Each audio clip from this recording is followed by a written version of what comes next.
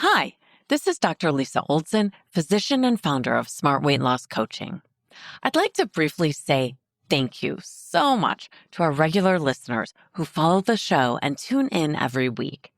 My team and I are incredibly grateful that you take the time to listen in and also to share our show with those you care about. Truly, thank you. Also, if you're serious about wanting to lose weight, I'd love to see you increase your engagement with our podcast workbook.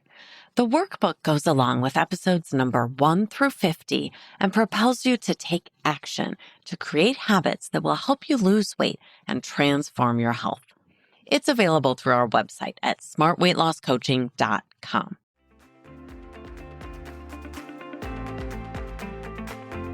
Welcome to the Smart Weight Loss Coaching Podcast. I'm Dr. Lisa Oldson, a board-certified weight loss medicine specialist and certified life coach. In this podcast, I'll share fresh insights and effective techniques for incorporating mindset, habit change, and proven science into your life. Are you ready to achieve sustainable weight loss, wellness, and longevity? Then let's jump in and lose weight the smart way. Today, we're going to talk about Pantry Roulette. What is that? You know that feeling. You walk into the kitchen and you start looking around, wondering what's in the fridge, what's in the cabinet, what's in the pantry. Are you hungry? Usually not. Bored? Probably. Stressed or needing a brain break? Maybe that. Or perhaps you simply have a habit of wandering through your kitchen, looking for a snack in the evening after dinner. Whatever the reason you're wandering through your kitchen, I'm going to share 3 practical strategies with you for managing your brain when you find yourself tempted to play Pantry Roulette. First, a quick story. 15 years ago, when my kiddo was a 1-year-old baby, we found out that he needed brain surgery. He's doing amazing now, by the way, so this is a story with a happy ending. Anyway, prior to brain surgery, they wanted to do a thorough exam with a pediatric ophthalmologist. Everything was fine with his optic nerve and his vision, but we did find out that our little baby needed glasses.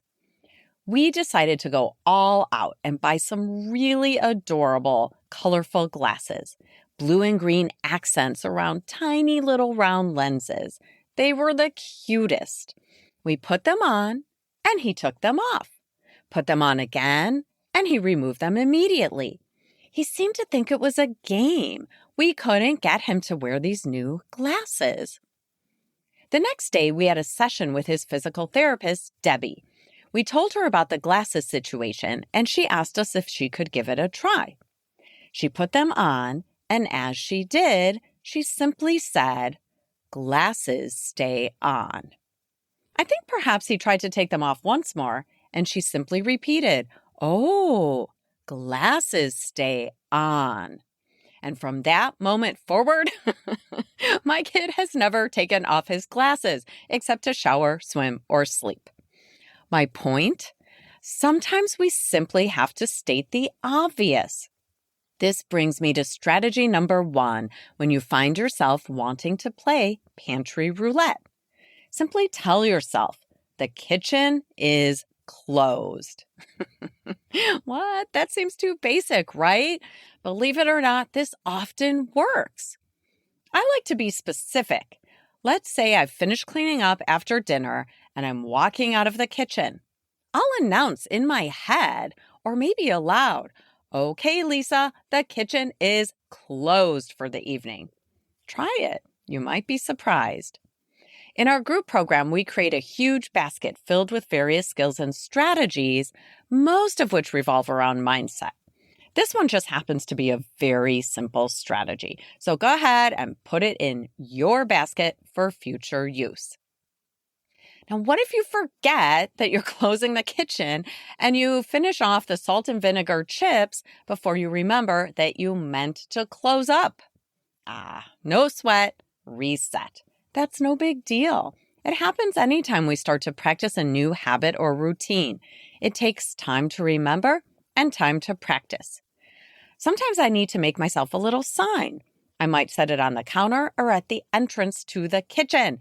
The kitchen is closed. So if you forget, no sweat. Just try again the next day and the next day and the next until you slowly extinguish the old habit of wandering through your kitchen, getting all snacky in the afternoon or evening. I promised you a couple more strategies for your basket. Here's the next one. Create a label for yourself. Here's an example. I'm someone who doesn't snack between meals. Or I'm someone who doesn't play pantry roulette like a teenager after sports practice. Or perhaps I'm someone who plans her food and eats only what she plans. That brings me to the last strategy to avoid pantry roulette. Plan 2 optional snacks every day. Now, do I think it's helpful to eat 2 snacks when it comes to weight loss? No, I don't think that's helpful. I think it's generally unhelpful, actually. That's too much food. Most people cannot eat 3 meals and 2 snacks and lose weight.